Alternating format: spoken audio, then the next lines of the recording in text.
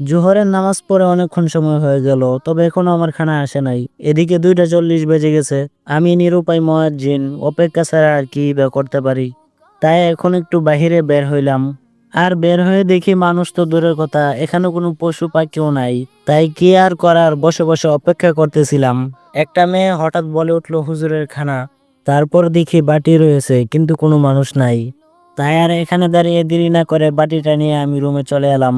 রুমে এসে প্রথমে দস্তরখানা বিছাইলাম, তারপরে প্লেট এবং তারপরে মগ বিছিয়ে তারপর মগ নিয়ে বাইর হয়ে গেলাম পানি আনার জন্য।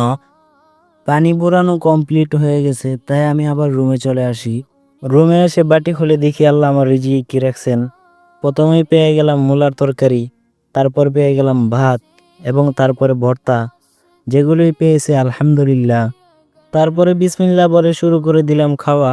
আমি খাওয়া শেষ করতে করতে আপনারা আমার ভিডিওতে একটা লাইক করে দিয়েন।